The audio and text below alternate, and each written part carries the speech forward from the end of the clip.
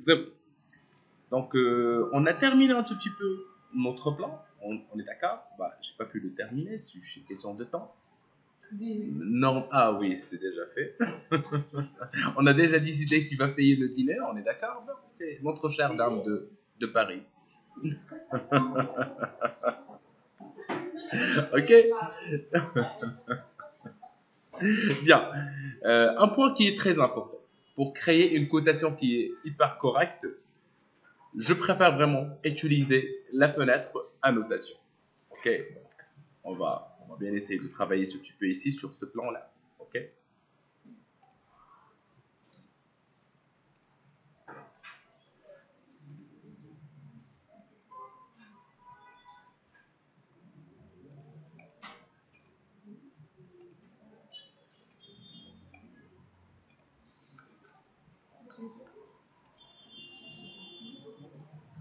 Bien.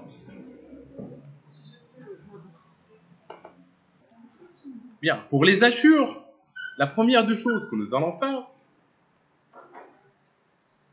si vous cliquez sur insertion, comme on a dit, c'est pour insérer sur tous les blocs, et c'est un point très important. Les annotations, ça nous aide un tout petit peu à programmer la cotation. Pour faire cette opération, je vous invite à cliquer sur la cotation linéaire, qui est hyper normale, hyper facile. Bien. Par la suite, je vous invite à cliquer sur un petit point ou deux points en moins. Le premier point vers le deuxième point.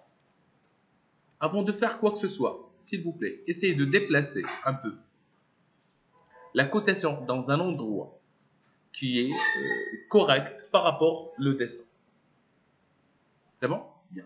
Quand vous voyez, la cotation, elle est assez grande par rapport au plan ou bien le contraire. C'est juste une question d'échelle.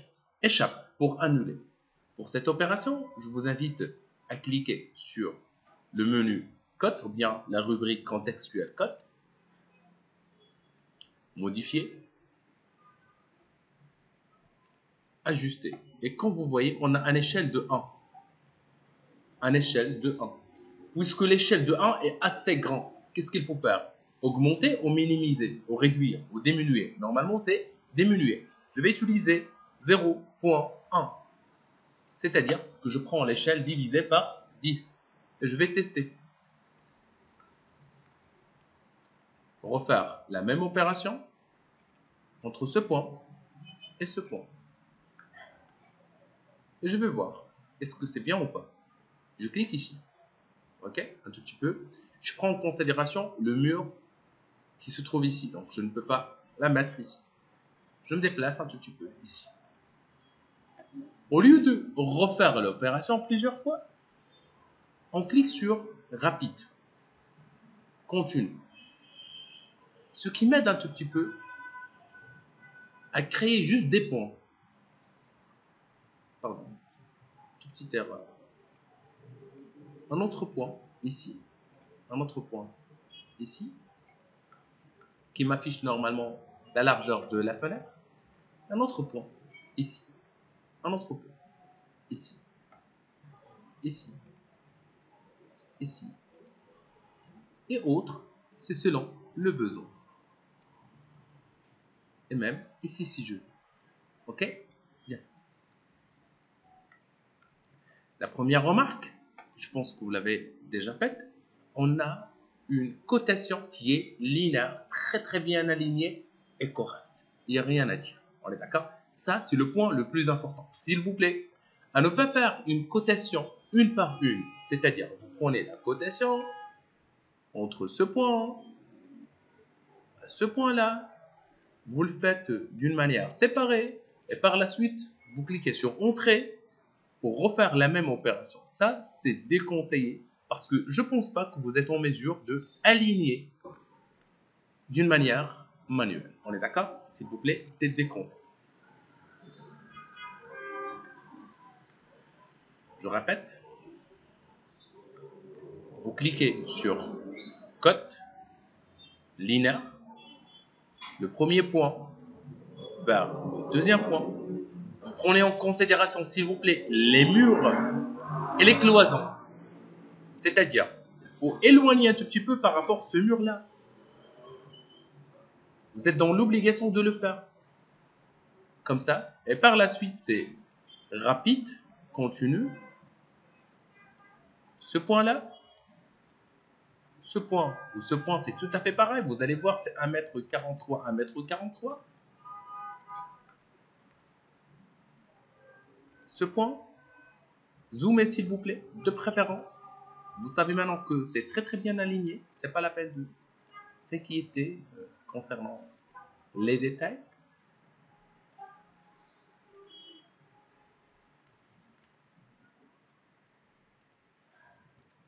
Et ben voilà. Comme vous voyez, c'est bien aligné. C'est pas la peine de faire l'autre côté. Un point qui est très important. Au lieu de dire bah c'est super, on s'arrête, non. On va cliquer sur les modificateurs. Modifier. Cette fois, on ne va pas modifier l'ajustement général, ou bien en général. Je clique sur les lignes pour spécifier les détails. Normalement, la première des choses à changer, c'est la couleur du bloc, si vous voulez. Je préfère à ne pas changer la couleur du bloc, je préfère le fait de transformer, ou bien déplacer, pardonnez-moi, la cotation dans un calque qui contient une couleur spéciale, comme on a déjà appris. Bien. Le type de ligne, vous pouvez spécifier les types de lignes. À n'importe quel moment, vous pouvez cliquer sur Autre. Autre, ça vous permet de charger d'autres styles, si vous voulez. C'est selon le style que vous voulez. D'accord? Celui-là, celui-là. Supposons que je veux, par exemple, un type de line qui est celui-là, just 02, 1.0. C'est juste un nom. Je clique par la suite sur OK. Je le retrouve, bien sûr, ici, dans cette fenêtre. Et je peux le sélectionner et le mettre. Dans mon cas de figure, c'est pas la peine. Par la suite, je sais normalement qu'il y a une différence entre les lignes de cote, et les lignes d'attachement. Donc, si vous changez, par exemple, si vous supprimez la ligne de cote, c'est la ligne de cote. 1 et 2. OK? Vous pouvez à n'importe quel moment cliquer pour supprimer, si ça vous dérange, la ligne de cote, ou bien l'autre ligne de cote, ou bien les deux en même temps. Pour moi, c'est vraiment déconseillé. Si vous voulez ce type, ok, mais pour moi, c'est déconseillé. Je préfère vraiment le fait de supprimer les lignes d'attachement, ce qui crée un sérieux problème dans le plan. Ok, c'est des murs ou bien des phares. Les lignes qui se trouvent ici, c'est déconseillé. On est d'accord? Vous pouvez les supprimer si vous voulez. Les autres, non. Et c'est juste une question de choix. Les symboles et flèches. Les symboles et les flèches. Vous pouvez spécifier un type architectural, c'est le plus utilisé. Et si vous voulez un autre type, ok, voilà le type architectural, là où il n'y a pas des flèches. On est d'accord? Ce sont des lignes comme ça. Si vous voulez changer la deuxième marque, bon, pour qu'elle soit avec deux formes, la première forme et la deuxième forme, vous pouvez le faire. Pour moi, je garde le même style.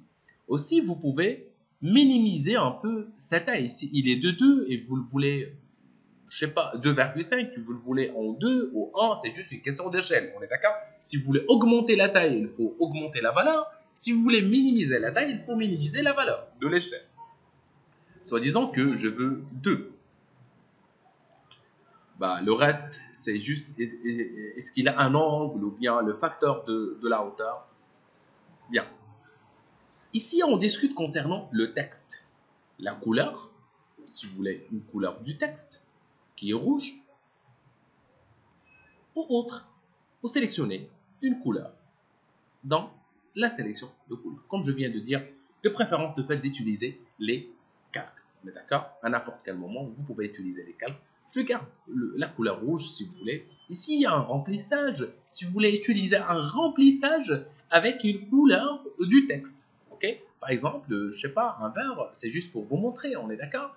un rouge sur un vert. Sinon, aucune couleur n'est sélectionnée. Si vous voulez encadrer le texte, aussi c'est possible, c'est-à-dire que vous pouvez cliquer pour encadrer le texte que vous avez ici. Je pense que vous voyez très très bien les détails. Bien, on va l'encadrer, pourquoi pas. Ici, la position du texte, elle est au-dessus, centrée, à l'extérieur, quand vous voulez. Si vous le voulez à l'extérieur, ça fait super bien aussi. C'est tout à fait correct, ok. À l'extérieur, dessous, si vous voulez, ok. Restons un peu centré ou bien à l'extérieur. Ici, c'est l'ajustement général. On est d'accord, cette fenêtre, elle est consacrée pour ajuster le texte d'une manière générale. Donc, ce qu'on a fait, c'est 0,1, si vous voulez tout changer en même temps.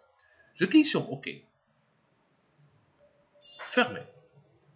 Je pense que vous avez bien remarqué qu'on a maintenant un changement radical au niveau de la cotation.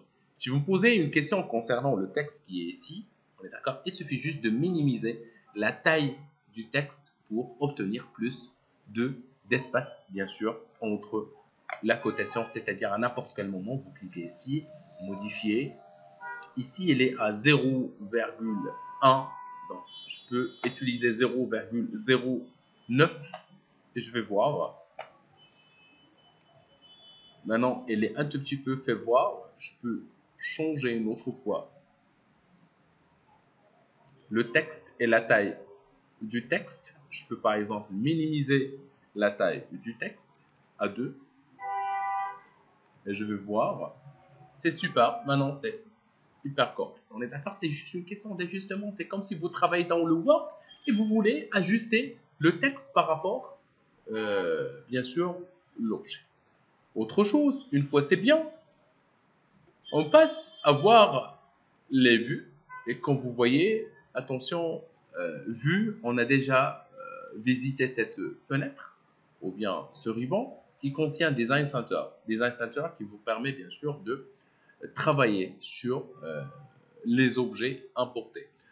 Bien, autre chose qui a une relation avec l'objet, soi-disant que vous voulez par exemple imprimer votre plan de travail. Pour imprimer, il n'y a pas grand-chose, il suffit juste de voir votre plan dans sa totalité. Vous pouvez aussi cliquer sur hachure pour ajouter des hachures, par exemple dans le mur, dans ce mur-là. Le type d'hachure que vous voulez, par exemple celui-là, ok. Comme vous voyez, il y a une hachure qui vient d'être appliquée. Si vous voyez qu'elle est vraiment pas la même, qui sont vraiment pas la même à l'objet sélectionné, il suffit juste de changer aussi l'échelle. Parce que l'échelle, c'est une question très importante. Je vais utiliser 0.1 qui me permet d'ajouter une échelle moins importante. Si je veux, je vais voir 0.01.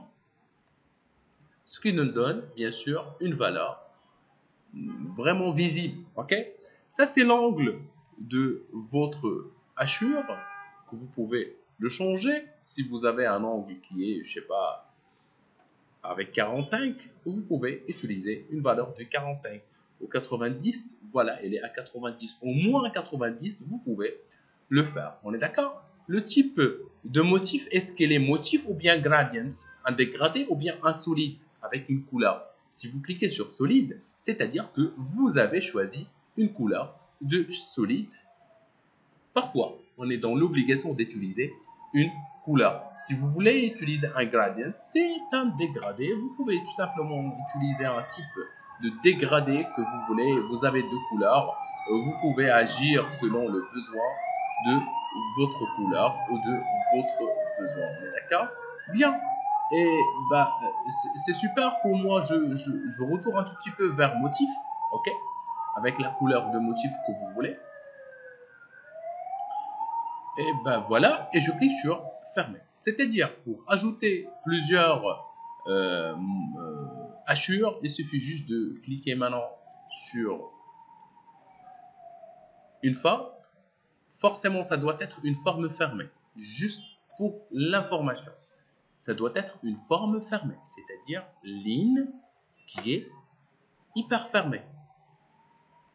Ici, ici. S'il y a un manque au niveau de... Maintenant, c'est déjà programmé. Hein. Je travaille avec les programmations ou bien les programmes préconfigurés.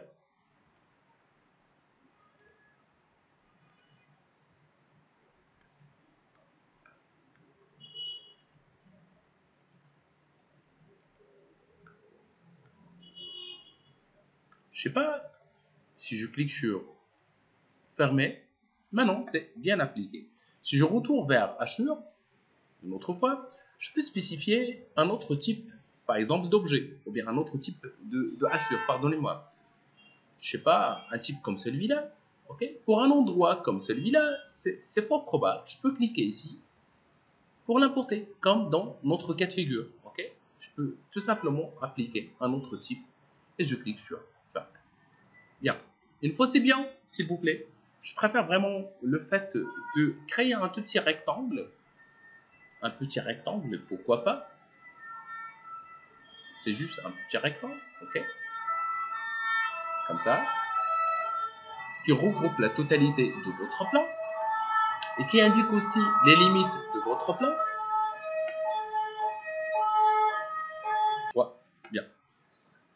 Super. Une fois c'est terminé, on va bien essayer aussi de faire la mise en page. Pour faire la mise en page, il faut cliquer, se déplacer, pardonnez-moi, de la fenêtre objet vers la fenêtre layout ou bien mise en page.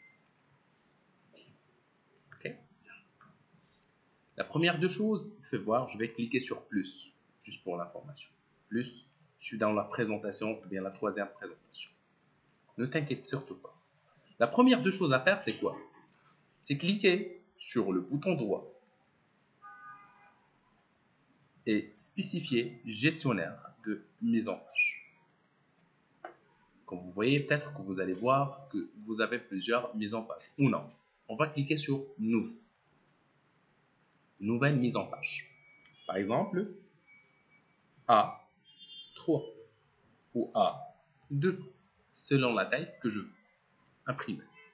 Je clique sur OK. Maintenant, je travaille dans la présentation qui s'appelle A2. Par la suite, je clique ici pour transformer mon document DWG à un dessin PDF. Ok, ce que je veux, c'est transformer les coordonnées que j'ai dans mon programme DWG vers une feuille PDF qui est super normale. On est d'accord? Bien. Je clique sur AutoCAD PDF, c'est-à-dire AutoCAD vers PDF. High quality, pourquoi pas? C'est bon? Bien. Par la suite, comme vous voyez, ici le format de papier, c'est A4. Ce que je veux, et c'est selon l'indication, je veux A2, par exemple, ou A3, ou A1, ou A0, comme vous voulez. Sachant très bien que A0, c'est la forme la plus grande. Et A4, c'est la forme, le format, la toute petite. On est d'accord? Bien. Je bascule vers A1, A2, pardon, et je trouve qu'il y a A2. Paysage, et une autre qui est portrait. C'est selon la taille. On est d'accord? Là où la largeur est supérieure par rapport à la hauteur, on dit que le format, c'est format paysage. Bien. La présentation. Je clique sur l'affichage. Ou une fenêtre. L'affichage, tout simplement, elle va sélectionner la totalité de l'affichage. Pour moi, ce que je veux, c'est une fenêtre. Une fenêtre. Donc, je zoome et je dis que je veux cette fenêtre. Je veux cette fenêtre. L'échelle, elle est 1, 1, 1. Je peux utiliser une échelle selon le choix. Le 1 dixième, le 1 16e ou autre. Je préfère toujours à la taille du papier. C'est-à-dire que je vais étaler le dessin sur la totalité du papier. On est d'accord? La cotation, elle est prise en compte, elle est prise en charge, ça y est, ça ne me dérange pas. Bien, le style d'impression. Et on a plusieurs styles. Pour nous, on travaille avec le monochrome, c'est noir et blanc. On est d'accord? Un noir et blanc. Une fois je clique sur OK, je clique sur fermer. Je pense que vous avez bien remarqué que ma taille du papier, elle est bien ajustée par rapport au rectangle de la sélection que j'ai créée. On est d'accord? Bien. Si vous avez des modifications, allons-y.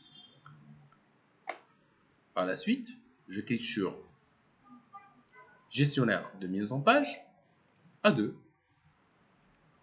fermé. Bien. C'est-à-dire que vous avez le droit de, écoute-moi très attentivement, de faire un double clic ici et zoomer sur votre sélection. Maintenant, ce que vous voyez dans votre plan de travail, c'est votre dessin à imprimer. Le reste, non. C'est-à-dire, à n'importe quel moment, vous pouvez dézoomer si vous voulez ajouter un autre objet. Je zoome, et ben voilà. Celui-là, normalement, c'est un cadre. C'est pas le cadre de travail. Je clique pour le déplacer un tout petit peu pour qu'il touche les bords.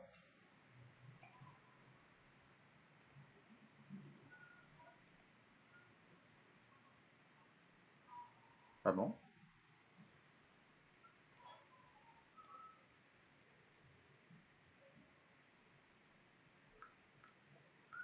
Je fais une erreur de frappe.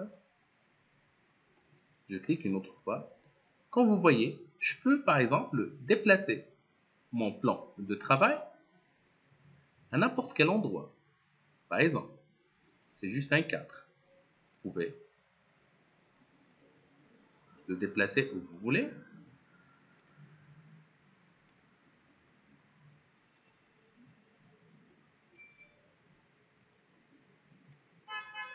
Et vous pouvez zoomer sur le plan de travail à n'importe quel moment.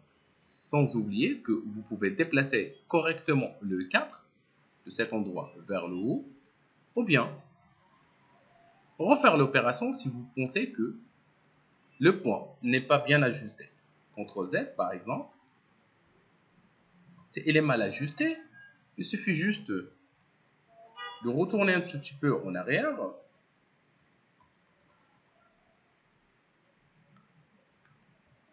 Je retourne un double clic. Et le voilà. Et maintenant, elle est bien ajustée par rapport au plan. Bien. Vous cliquez à l'extérieur toujours pour désactiver le déplacement dans le plan de travail. Une fois c'est terminé, vous cliquez sur imprimer. Vous avez ouvert plusieurs dessins, présentations, le fonction tracée par l'eau publié de permettre, non, continuer à tracer une seule feuille. Normalement, le nom c'est A2, c'est ce que je veux faire, on est d'accord. Les paramètres sont déjà faits, je clique sur OK. Et je peux cliquer sur le bureau pour enregistrer le PDF. OK? Par exemple, je vais le renommer A2, mais cette fois c'est PDF. Est-ce que c'est clair? Et je clique sur enregistrer. Et ça demande un peu de temps pour l'enregistrement et l'affichage du dossier. OK?